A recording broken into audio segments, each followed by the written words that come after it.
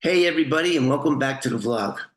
Today we're gonna do part two of I call it the Escher, my marriage thing. How I got myself into romancing a jailed mafia hitman's wife. And boy, if that doesn't sound like a movie, I don't know what does. Excuse the red eyes, I got a little freaking I don't know what I got, but I'm like Dracula. Okay, so much for my tractor. Anyway, so as I said yesterday, this type of a video was requested by Nathan, one of our loyal subscribers and commenter. And his comment was he wanted to know um, how many people's lives I saved by being a paid confidential informant for a multitude of law enforcement agencies. And there was a few. In fact, this story has two of them. So I'm going to tell that story right now, and then I'm going to have my daughter read the rest of the story that was in Penthouse magazine, the March 1996 issue. You can still get them on eBay. You want to do that. So yes, the two other victims that I saved from being murdered was this gal right here. That's me. I don't know who she is. This was at a party in 1983. So that's what I looked like in 1983. I saved her life, and I saved the life of her 5-year-old little boy. So that's great. Let me pat myself on the back. Wow, I did that. But the most unbelievable thing occurred. When I took her out of the house where I knew, 24 Sanford Road, Murder House Incorporated, everybody that went in there was a hitman. John Sullivan, Mad Dog Sullivan, Brian Molese, this guy, and even this guy, which we'll be doing a video on him on our next segment. And that, well, no, and that this was going to come out on Wednesday. So, but anyway, this guy, I locked him up from murdering a prostitute. So so many murderers walk through that door. It's unbelievable. So after I learned that this guy was going to murder his wife, Alice, and asked me to do it. Me and this guy, Ronald Schofield, these two guys right here. He wanted me to murder his wife. So I don't know if this is going to be in there. So at this time, I was an informant for the Manhattan District Attorney's Office Squad, and this occurred in Bergen County, New Jersey, in the town called Fairlawn, 24 Sanford Road. I did a video about that in my when I first started doing this channel over 3 years ago. So if you guys want to go back and look at that, you can see that. It was a horrible thing. So anyway, you know what? I think this might be a part 3. Okay, so anyway, I have to tell this story now, because Nathan was the one that encouraged me to do it, and I think it was a good idea, Nathan, and that's why I'm doing this. So okay, so I'm going to make a short version of the story, the full length version. You can go back. I think it's the 3rd or 4th video that I did back in 3 years ago. So Brian Molese solicits me and this other guy, Ronald Schofield, who was out on parole at the same time he was. They were both in the same prison, Bedford Hills, New York, Taconic Correctional Facility, I think it's called. And so don't forget, I'm 21 years old. This is my 3rd assignment, really. This is like my 3rd assignment to romance this woman. And you know what? I really didn't do that. I already had feelings for her before this assignment was pushed on me by Alan Sullivan and even Jim Doherty. So I was 21 years old. I didn't know what the fuck I was doing, to tell you the truth. So I really wound up falling in love with her and her 5-year-old little boy, Bobby. So now I'm getting the feeling, now I know that this guy here is going to murder his wife. Now it's time to leave. Now it's time to leave. Beth at the time was on welfare. Her husband, this guy, is in Rikers Island facing 3 murders, 2 in Queens and 1 in Manhattan, the Hodge murder. So I just kept thinking, dude, if he murders Alice in this effing house, what's he gonna do with Beth and Bobby? He ain't leaving no message, witnesses. That's for sure. So now I start the process. Hey, we got to get the fuck out of here. He's gonna fucking kill her. He took me to a diner and he solicited both me and this guy to kill her. And what sparked that was he came home with this guy when they were both out on furlough on work release or whatever the hell it was. Wasn't supposed to be in New Jersey. They were supposed to be in New York. They didn't have permission to cross the bridge. So these 2 lovebirds come home. Now, mind you, Alice is an obese woman. And this guy here looks like a fucking movie star. I mean, just look at him. He looks like that guy, what's his name, Hamilton, the guy that's famous for the tan from the 70s. I just like to shoot myself with the. I can't remember anybody's name, but you know the guy with the face. Anyway, just look at him. He could have been a model. This guy, he could have been a movie star. He could have been. This guy was a fucking idiot because he liked to just do stupid shit like burning down bars and stuff, and that's what he was in prison for when I met him on arson. So anyway, this asshole, and I don't have a picture of Alice. God rest her soul. She was obese. She was just a mess. She was a very unkept woman, let's put it that way. And if you look at both of them, there's no way that's going to happen. So when he comes home, now don't forget he married her in jail. When he comes home, Alice is expecting her honeymoon. I remember she had shag. She was a chain smoker. She had a shag rug. I wish I had a picture of the house. She had a shag rug. I don't want to do that either. That picture of the house is in the book, in my book. Buy the book. Give me a break. Buy the book. Push like and subscribe or whatever. So she had this shag rug, and he's coming home. Now at this point, me and Beth are together, and we're in one bedroom, and she's in the master bedroom. And the little boy Bobby had his own room directly across the hallway from Alice's master bedroom. So now he's coming home. She's getting ready. So do you think she got a vacuum and cleaned up? She took a what do you call them things? A rake that you would rake up leaves, and she was raking. She was raking the shag, and for you people that don't know what a shag, it's like long friggin' it's a shag rug, and cigarette butts are coming out, and, feminine height. I couldn't believe it. She had a feminine product come out of the fucking thing. And then she is smoking. But she was a good soul. She worked for American Express.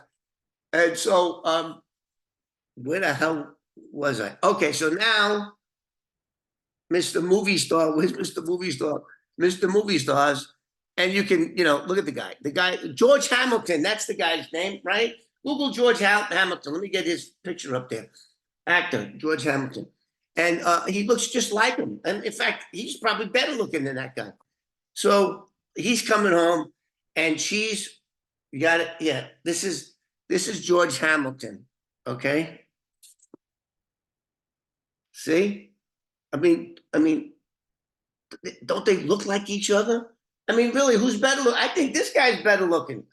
I think the criminal is better. Anyway, George Hamilton. He was famous for a tan, and so was this guy. He used to go. He was a bisexual guy. So Anyway, so she is all excited. She married this guy in jail, and now they're coming home, and oh my God, she's gonna have her honeymoon with Mr. Wonderful. That's not what happened. This is what happened. So I got my props here. So Brian gets a legitimate pass to go to New Jersey because that's where he lives, right? So he gets out on this is his first furlough. He gets out, he crosses the bridge, he shows up at the house, which was a two-story house. It's in my book, you can check it out. I don't have a picture of it now. And he comes through the door at like 3 o'clock in the morning. Beth and I are sleeping. Bobby's in his room sleeping. And then right across was Alice, all gussied up, waiting for the honeymoon to begin. He comes through the door, loud and drunk, with this guy. So he opens up a Castro convertible sofa, like a sofa that turned into a bed is what it was. And they both get in bed. This is in the living room.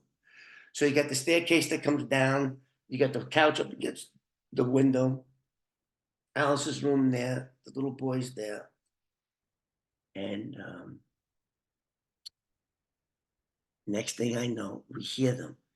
And it woke me and Beth up. And I go, what the fuck? He brought Ronald home with him? And so I'm waiting for him to go up, like me and Beth would be like, what the fuck? How this is gonna work? It's not. And at this time, Alice was 5'9", 260 pounds. You know, that's what she was. And of course, he looks like this. So I shouldn't be laughing, but it was just, it was unbelievable. So then we hear, now the staircase going from the first floor to the bedroom, the second floor, was creaky, right? So now the noise stops with those two. They're in bed, and Alice comes out. Now we can't see this, but we can hear.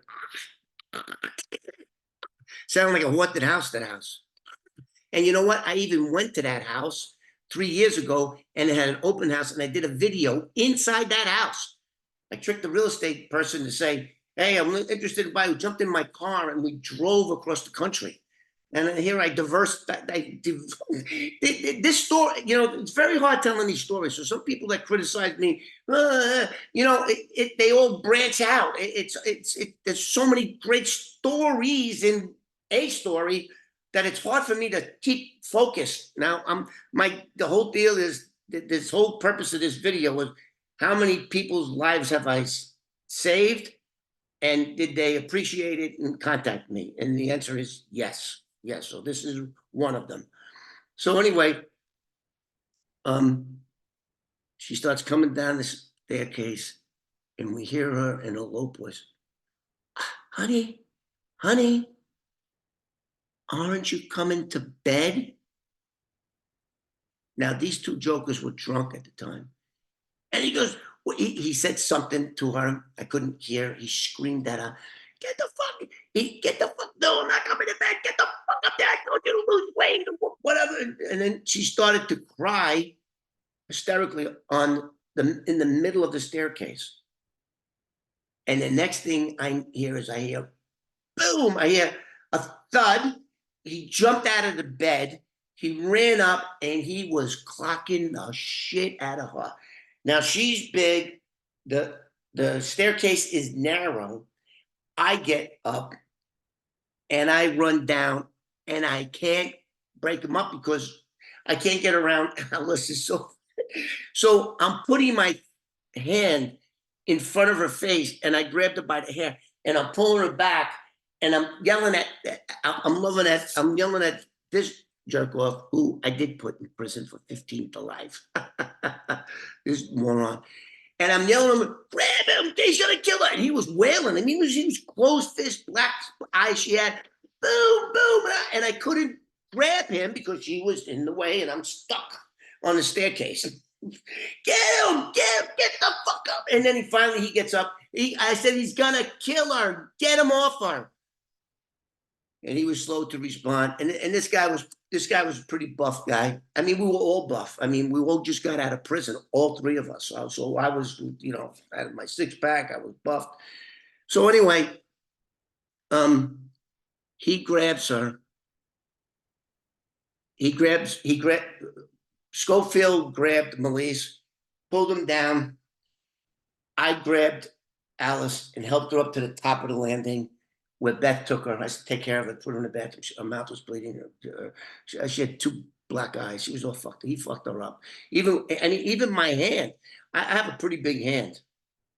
And I have a large shoe size too, if that matters to anybody out there. But anyway, my hand was all over. My daughter gave me that look. Hey, never mind that. I do. I have size 12.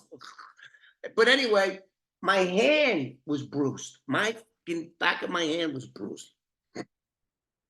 So she takes her up here. I says, let's get in the car. Let's get out of here. Let's go to a diner and have some coffee. You're drunk. If one of these neighbors called and I went like this to Schofield, you ain't got no permit to be in New Jersey. You'll get fucking violated, bro. Let's get the fuck out of here now. And I take him to a diner. To make a long story short, he was pissed off. She needs to be put out of her misery. Now he's talking about this woman like she's a dog, like she needs to be euthanized. She needs to be euthanized. And because I guess I'm part of this fool, he thinks that like I'm in his gang. This gay guy, like I'm in your gang. I'm taking orders from you. I don't think so, buddy. But now I'm going, like, I just couldn't believe this.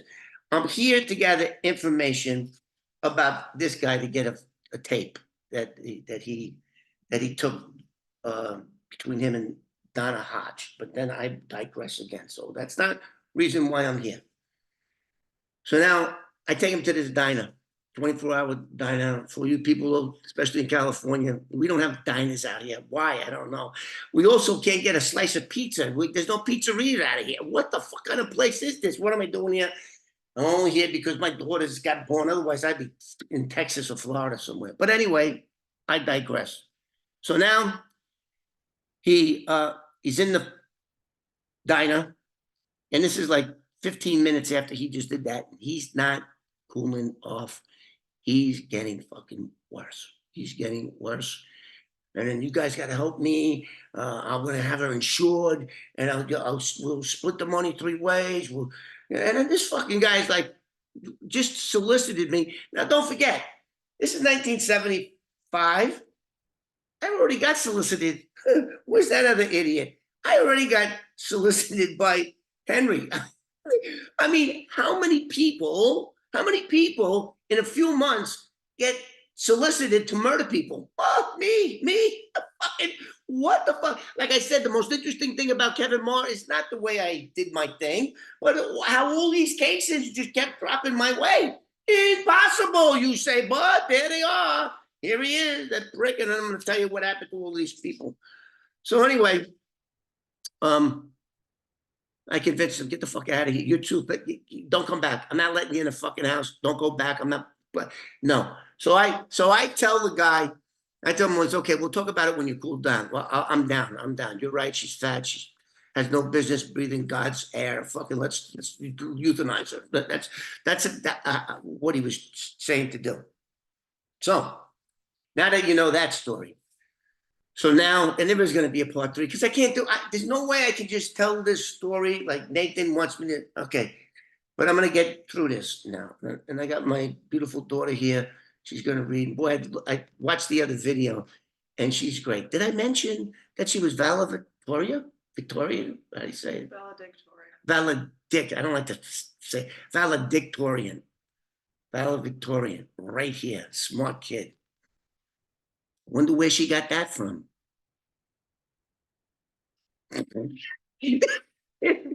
My mom, her mother's pretty smart too, but not too much as far as streetwise.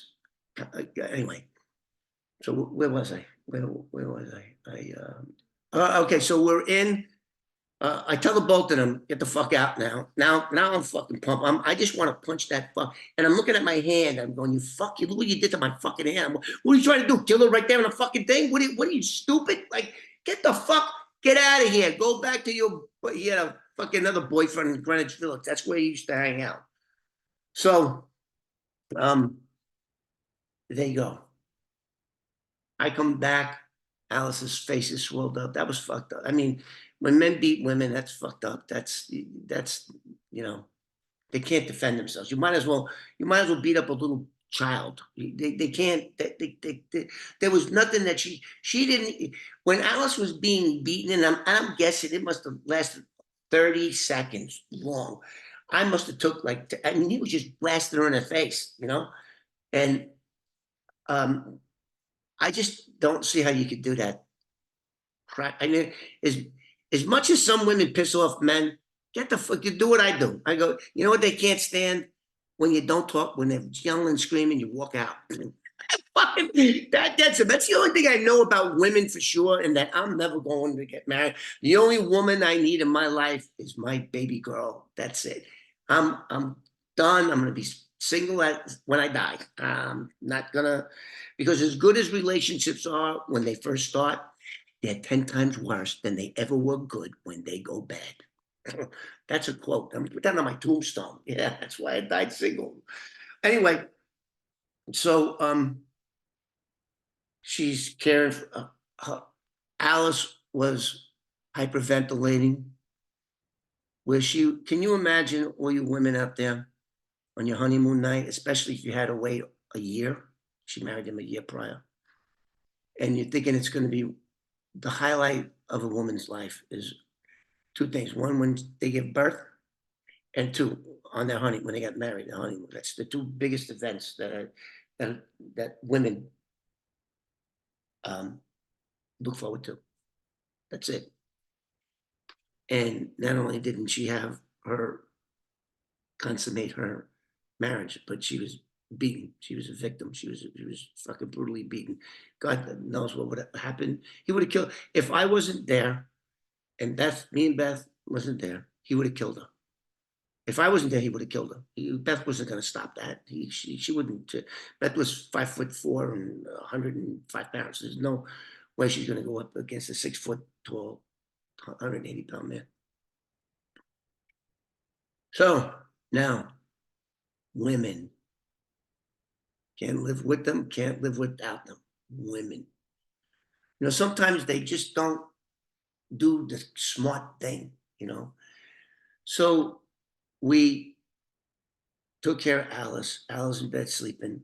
The Brian and Ronald are gone, and the sun's coming up. And I get out of bed, and I sat down next to her, and I said, "You and Bobby got to get out of here, and you got to do it now. He's going to kill her." Now, Beth should have known all about murder because she would go to Rikers Island 3 times a week to visit this guy. And he was in jail for 3 murders, double in Queens, single in Manhattan. So you would think someone like Beth would have some common sense. This is what we looked like when we were a couple. This is 83. This is about 8 years after that incident took place. So you would think Beth would have okay, murders are all around me. Even Beth got arrested for carrying a concealed weapon when he was pulled over. She took the gun and she took a collar in Suffolk County. But anyway, I didn't think it would take too much convincing. After I just told her he solicited me to kill her, he's going to kill her. And if you're here and Bobby's here, he's going to kill the both of you too. I predicted it. This is 1975. And on March of 1979, that's exactly what happened. So Then I get up and I go, you know what? I'm done. If she didn't want to go because she was on welfare, she had all, and she was living with Alice rent free. Beth was a very clean woman. She would cook and clean and keep maintain the house where Alice just made messes. That's all she did, blowing cigarette smoke all over the place. So I get up and I grab her and I put her face right to mine. And I'm going to say, listen here, you're going to get killed and and that's okay. You want to pull a stupid move and stay here and get killed. You're 29 years old. Then and don't forget, I'm 21. Beth was 8 years older than me. She's at this time, if she's even still alive, I don't know. She would be 78. She was born on New Year's Day. So every New Year's, but anyway, um, I take her and I says, if you want to throw your life away, so be it. I'm getting the fuck out of here. And you're going to leave that kid here and you're going to put and Beth was a great mom. She loved her. Couldn't, I mean, Bobby was the cutest little, he was so cute. People used to think he was a girl. He used to have blonde hair and it was so, and every time I take him out, people, all the women, oh, your daughter is so beautiful. And he's like, I'm not a little girl. I'm a little boy. I'll never forget that. Pooh Bear, we used to call him. So I guess I must have had a pretty convincing look on my face. And she says, okay, let's go.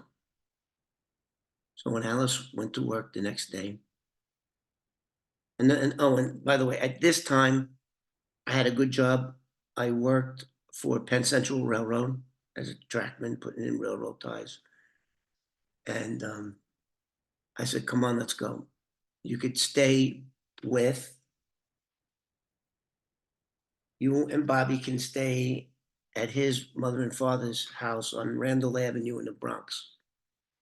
And the Escherts were great people. They were beautiful people. His father was a fireman on the fireboat from New York City, and the mother was a little eccentric. She was one of those people that wouldn't come out of the house. So anyway, I said, go with them, and I'll get an apartment, and we did. I got an apartment at 1634 Mayflower Avenue in the Throgs Neck section of the Bronx, so that we could be next to Eschert's parents, our mother and father-in-law, to help us picking up Bobby at school and stuff. So, boom, we're putting that life behind us. Me too. So we're living in the Bronx on Mayflower Avenue. It's a two-family house, beautiful house. And we had the top floor. I'm working. Beth gets a job with New York Magazine in the circulation department, which started her big career. And so, unbeknownst to us, actually, when we were moving, we didn't get done in time. And Alice walked up the street and saw us moving, and she turned around and walked away. She didn't want to, she was all effed up. So now, let's talk about, now Alice is by herself. It looks like the relationship between her and George Hamilton over here is done. So what does she do? She calls up her friend Marsha. And Marsha has a little boy the same age as Bobby. Marsha was a little older. She was like 35. It's all in the newspaper. It's all in my book. All these stories are, I'm giving you the fast version over here because this story sucked me in. Marsha's husband had died. Marsha didn't get along with her dad, so she needed a place to stay. So she replaced Beth and Bobby and went into the house.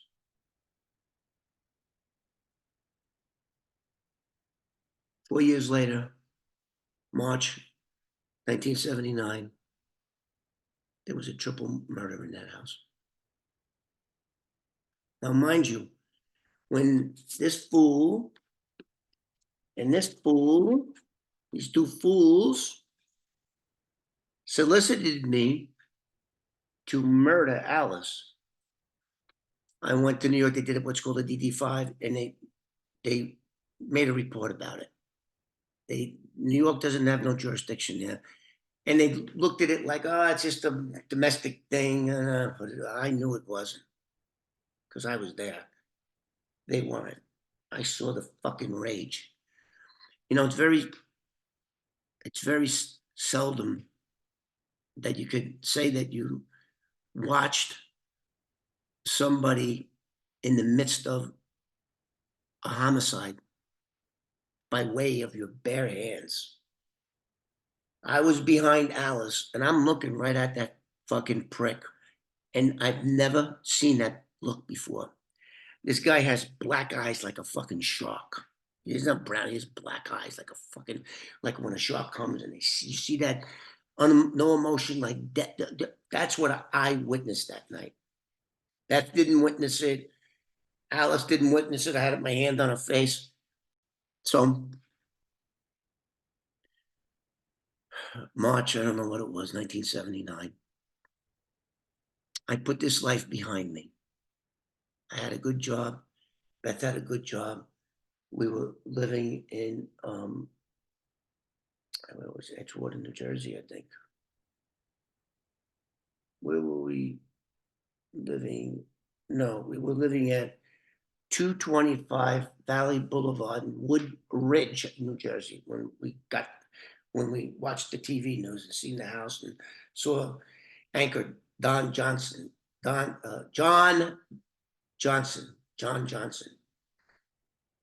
I'll tell you a little story about him. Do you know who he was married to at that time? E.G. Carroll, the bitch that sued President Trump and got $91 million. That's who he was married to. And see how these stories just keep going in different directions. Anyway, John Johnson's up there, and he's saying there's a triple homicide. No. So let's talk about what happened in the triple homicide. I'm here now. I'm going to do this story. So we're not going to read that. I'm going to finish this story. How much time? I mean, you guys, a lot of you viewers have a short attention span. So, okay, so now I'm into this story, and then I'm going to get back to what's in the book and what happened. And so he's there. I see what happened. I go, oh my God, he did kill her. Beth broke down. She ran into the room, and now Bobby's like 9 years old. He was born in 70. So he's 9, but he was always a little guy. He didn't start shooting up until he was 4. Anyway, I go, he killed Marsha and he killed Harold. He murdered them all. And Beth was shaken. She goes, oh my God, you were right. And her lip was shaking. Oh my God, that would have been me and Bobby. And then she's hugging me. So Nathan, yes, there's your story right there. And there's others too. But there's that story. Unfortunately, there was 2 other people that took their place. The 2 women were murdered with a 14-inch serrated kitchen knife. First murdered was Alice. Alice was babysitting Harold, waiting for Marsha to come home from work.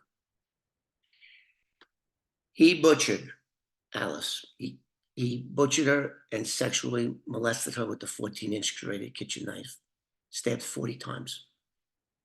The little boy, Harold, and I have some pretty thick wrists. All my watches are set on their highest, loosest, whatever you call it.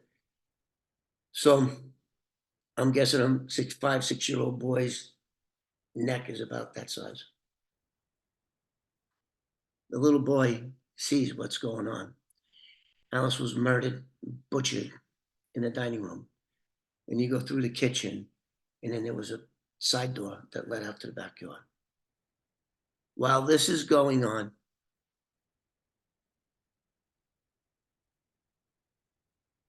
the little boy makes a beeline for the door, but he doesn't make it. Being in the rage that we were talking about on the staircase, being in that rage, He grabbed the kid from behind, slit his throat with such force, it decapitated. Now, the kitchen and the dining room, I've never seen a scene like this before, and I wasn't there, but I did see the homicide photographs shortly before I went to trial and put that prick in jail for 90 years to life. It was like body parts exploded. Blood was up all over the place in the ceiling. So now Brian has to wait for Marcia to come back because he wants to kill her as well. Well, what the hell did Marcia ever do to Brian? Well, I'm going to tell you what happened. When Marcia moved in, Mr. Fucking, where is the fucking prick? Mr. Hudson over here starts a relationship with Marcia on the side. Alice don't know what's going on. Now, Marcia, too, is an obese woman, so obese that she had to use a cane to walk. So why does he want to kill her? We know why he killed the little boy so far in this story, because he witnessed it. The little boy knows him. The little boy can talk. He's 6 years old, 5 years old. So, but no. Brian Molese laid in wait 3 hours because he had to murder Marcia for his plan to go into effect.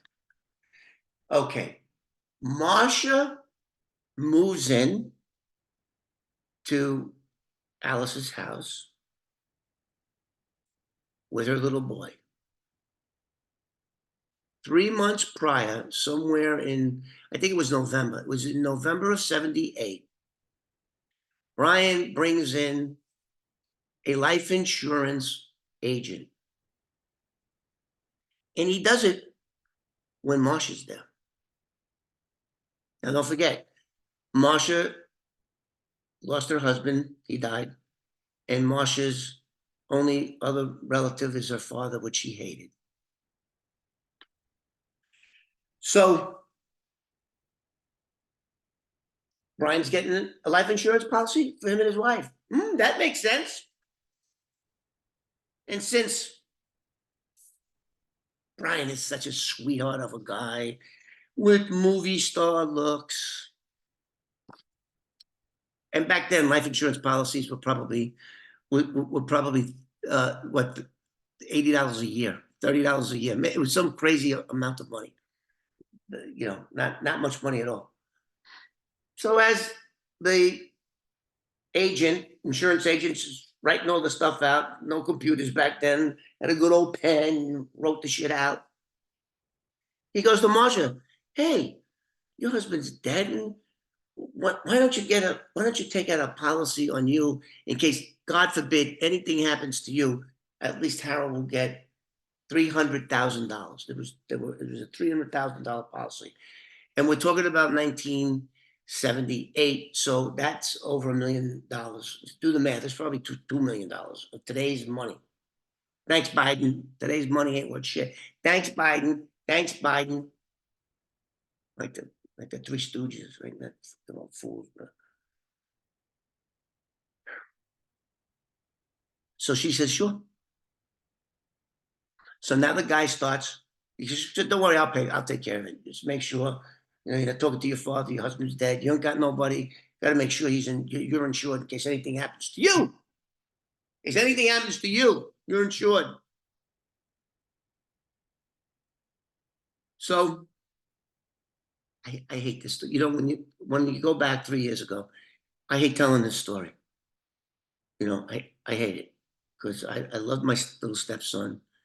And when I found this out and I looked at him, the first thing I did is I held him and I wanted to see how thick his neck was. At this time, he was 9. But again, I digress. I hate this story. But it's an unbelievable story, and it doesn't stop. So Marcia goes, sure, $300,000 policy. If you get killed in public transportation or murdered, it's triple. it's 900,000. Oh, that sounds good. If I die in a bus or on a plane, it's triple indemnity. It goes up threefold. So the insurance guy's doing his job, and he goes, okay, if you have nobody, if you're not talking to your father, if you don't have a husband, who are you gonna put down as beneficiary? Who's gonna be in charge of your estate for your son? Fuck, the only person that she could think of that time is this guy. Should have this mugshot when she signed those papers. Is this guy right here, the beneficiary of Marcia's estate, and he would take care of Harold, this fucking murderer. You know? But what happens if Marcia dies and Harold dies? Who becomes the beneficiary then? This prick right here. This prick. So he's got the same insurance policy for Alice as he does for Marcia. So now he's got to call. Now he's got to kill all three to get the $900,000. Remember, this is like November of '78. The murders took place in '79, which also involved Joseph Maydot Sullivan. Maybe I should just keep going with this story. So, sure enough, that's what happens. So now Alice just killed Harold and Alice. And now he's laying in wait to get Marcia. Marcia was obese too. So what do you think Marcia did before she was out shopping, and she went to a candy store and bought a bunch of candy. And the receipt for the candy was in the bag, and it had a date and time on it. So they know when the homicide took place exactly. For some other reason, the police knew when it took place, and that the person had to have. Now, somebody does that mass murder, they're getting out of Dodge. They're not sticking around to kill her. So they know Marcia was killed 3 hours later than the two other victims. Marcia comes home. She's got a cane. She opens the door, and she can immediately see Alice on the dining room corner, slumped over, throat cut, and sexually murdered. Thank God she never got to see her son's body. She never saw it because little Harold was murdered at the side door, out of her view. She comes in, and there's a fight. She sees Alice. Molese is attacking her, and she beating him with a cane. Hit the guy so hard, broke the fucking cane. But nonetheless, she was no match for her. 5'11". Did they say how tall he was? Weight 155. I think this is when he had AIDS. Okay, so he wound up. Let me tell you what happened to this prick. He wound up with AIDS, and he died a slow, terrible death with a colostomy bag on in Trenton prison. He was 5'11", 155 pounds, and his birthday was a week away from when my Beth's was, January. If you can see that.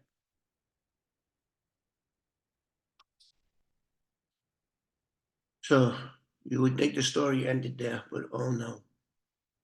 So I'm going to leave it off here.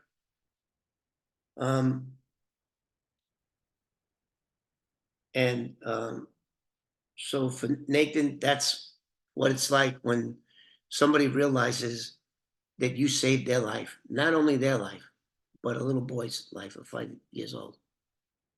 This has haunted me all these years, and just thought I'd tell that. And then we're gonna pick it up, and we're gonna find out the most outrageous story of this story is yet to come, and you're not gonna believe it.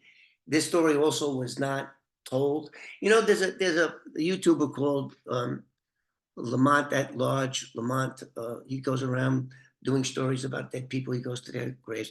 There was never a documentary made about this case. I don't know why. I don't know why. Because I was the witness. I was the guy there. I saw it all. Of course, I made things happen. I got Beth and Bobby out. But I'm going to contact him and see if he'll do this story because he's great. Yeah, I've been watching him for the last 5 years. He goes, you know, I guess when you get to be my age and you've been involved with so many murders, you start thinking about your own mortality. And next month I'll be 70 years old, and I got a 14-year-old daughter, and I just want to see her. I just want to stay here for. I want to see her grow up. I want to see her get married, have a baby. I want to see all these things. But we're going to pick up where I left off on this story. And then we're going to also finish um, what happened to him because they're really both connected. These two guys met each other in the Tombs, New York City jail, in the Tombs in Manhattan, and that's how they all connected. All these friggin' murderers. This guy here going to the house. We're gonna get into this. So I'm gonna tell you that when I say I'm gonna blow your mind about what's coming next, what happened next during the trial and everything else, the guy by the name of I forget his friggin' name, Stephen. I was gonna say Stephen King. I think I got dementia. This is what I really think I do have. Dennis Callow was the first. He was the district attorney of Bergen County, New Jersey. That I worked with him for 4 long years on this case before it came to fruition.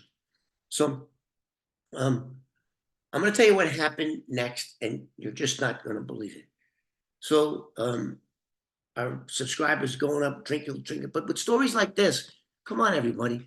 I mean, how do these other guys that have YouTube channels and they look up friggin' newspaper clippings and then they go to where it happened 50 years ago and tell the story?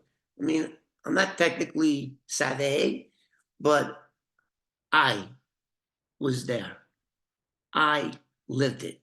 They didn't. And I'm not jealous of anybody's success, but how the hell do I have less than 5,000 subscribers when you're getting stories that were not in the paper?